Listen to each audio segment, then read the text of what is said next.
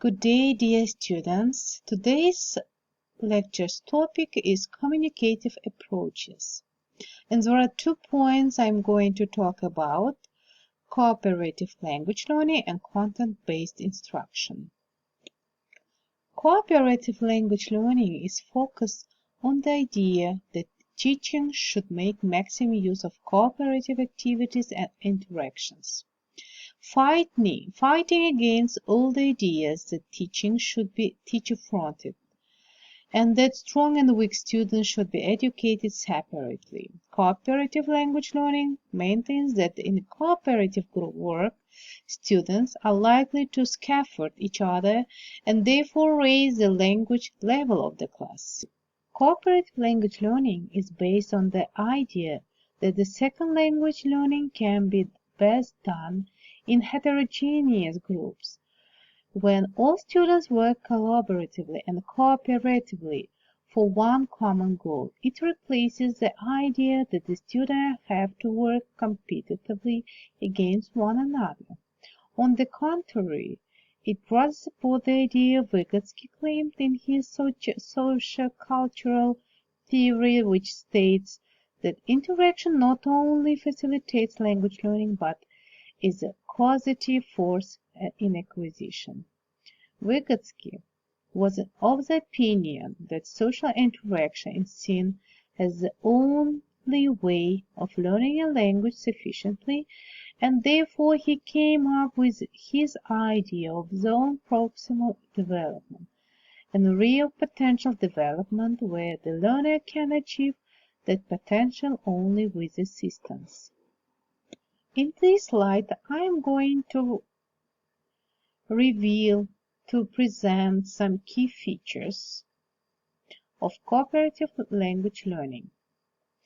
It is an approach that makes maximum use of cooperative activities involving pairs and small groups of learners in the classroom. Raise the achievement of all students, including those who are gifted or academically handicapped. Give students the experience they need for healthy social, psychological, and cognitive development. Helps the teacher build positive relationships among students. Replace the competitive organizational structure of most classrooms and schools with a team-based, high-performance organizational structure. Let's reveal some goals of cooperative language learning. The first one, to provide opportunities for naturalistic second language acquisition through the use of interactive pair and group activities. The second goal is to provide teachers with a methodology to enable them to achieve this goal, and one that can be applied in a variety of curriculum settings, for example, content-based foreign language classrooms. The third goal is to enable focused attention to particular lexical items, language structures, and communicative functions through the use of interactive tasks. The fourth one, to provide opportunities for learners to develop successful learning and communication strategies. And the last goal is to enhance learner motivation and reduce learner stress, and to create a positive, effective classroom climate.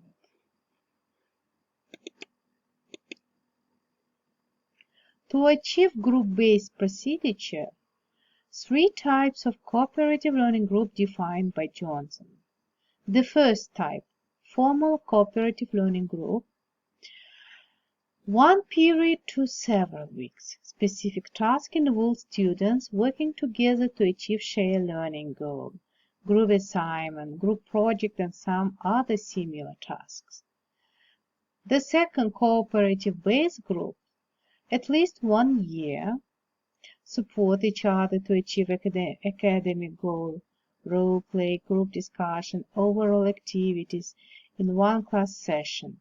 Achieving the successful group-based learning in cooperative learning, Olsen and Kagan propose the following elements: positive interdependence, fail one, fail all, mutual support, for example, single product like score.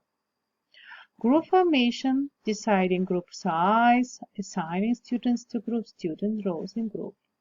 And the third one is informal cooperative learning group. A few minutes to a class period it can last and facilitate the direct teaching. Johnson and others posted 5 variables that mediate the effectiveness of cooperation. And Brown and Parker and Siltala discuss 5 basic and essential elements to cooperative learning. The first one, positive interdependence.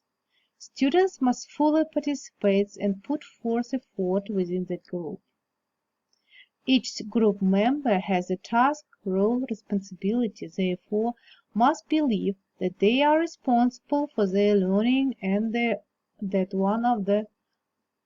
of their groups. The second element, face-to-face promotive interaction. Members promote each other's success. Students explain to one another what they have and are learning and assist one another with understanding and completion of assignments. The third element, individual and group accountability. Each student must demonstrate mastery of the content being studied. Each student is accountable for their learning and work, therefore eliminating social loafing. The fourth element, social skills, that must be taught in order for successful cooperative learning to occur. Skills include effective communication, interpersonal and group skills like leadership, decision-making, trust building, friendship development, communication, and conflict management skills. The fifth element, group processing, which occurs when group members reflect on which member actions were helpful and make decisions about which action to continue or change. The purpose of group processing is to clarify and improve the effectiveness with which members carry out the process necessary to achieve the group goal. In this slide, I'd like to present the second point, content-based instruction, CBI. CBI is considered more a philosophy than a methodology. There is no single formula for this type of instruction, but there are certain models of CBI which are used worldwide to achieve a holistic and global approach to foreign language learning. In essence, CBI implies integration of language learning in content learning. Hence, in content-based learning instruction course, the focus of learning is not on learning of a language in isolation, but rather learning of language through the study of subject matter. CBI curriculum is based on a subject matter core, uses authentic language and texts, and is guided by learner needs. This means that the curriculum is based on a certain subject matter and communicative competence is acquired in the context of learning about certain topics in the subject area. This falls under the top-down approach to language learning where, unlike the bottom-up approach, a learner first learns the overall meaning of a text, then attends to language features. Content-based instruction is a significant approach in language education, designed to provide second language learners instruction in content and language. Hence, it's also called content-based language teaching, CBLT. Content-based instruction is considered an empowering approach which encourages learners to learn a language by using it as a real means of communication from the very first day in the class. The idea is to make them become independent learning so they can continue the learning process even outside the class. Historically, the word content has changed its meaning in second language teaching. Content used to refer to the methods of grammar translation, audiolingual methodology and vocabulary or sound patterns in dialect form.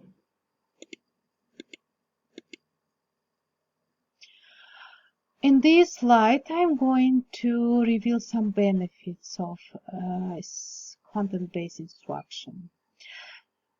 Learners are exposed to a considerable amount of language through stimulating content.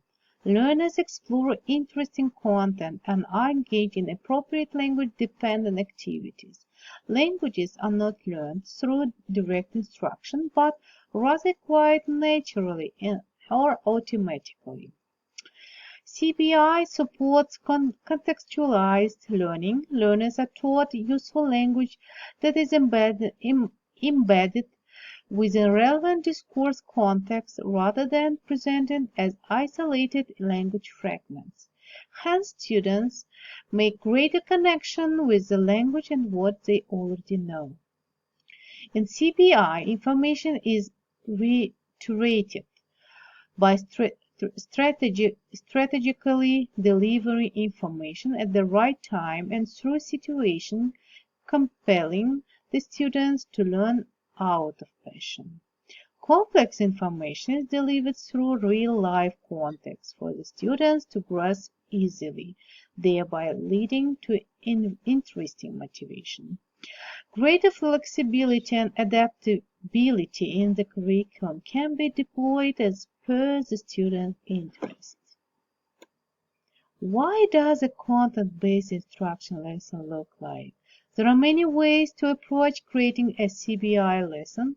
This is one possible way. Preparation. Choose a subject of interest to students. Find 3 or 4 suitable sources that deal with different aspects of the subject. This could be a website, reference books, audio and video of lectures, or even real people. During the lesson, divide the class into small groups and assign each group a small research task and source of information to use to help them fulfill the task. Then once they have done their research, they form new groups with students and use their information sources and share and compare the information. There should then be some product as an end result of this sharing of information, which could take the form of a group report or presentation of some kind. Why are the advantages of content-based instruction? The inclusion of a group work element within the framework given above can also help students to help their collaborative skills, which can be great social value.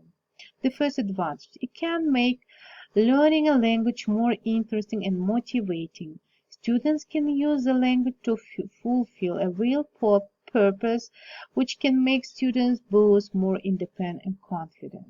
The second advantage, students can also develop a much wider knowledge of the world through CBI, which can feed back into improving and supporting their general educational needs. Also, CBI is very popular among EAP, English for Academic Purposes, teachers, as it helps students to develop valuable study skills such as note-taking, summarizing, extracting key information from text, taking information from different sources, evaluating and restructuring that information can help students to develop very valuable thinking skills that can then be transferred to other subjects.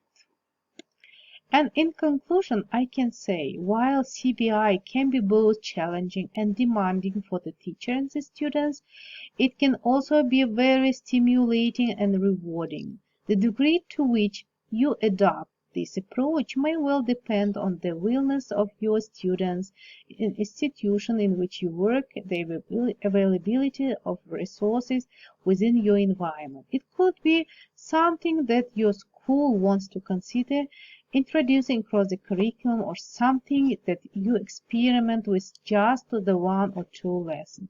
Whichever you choose to do, I would advise that you try to involve other teachers within your school, particularly teachers from other subjects. This could help in both in turn finding sources of information.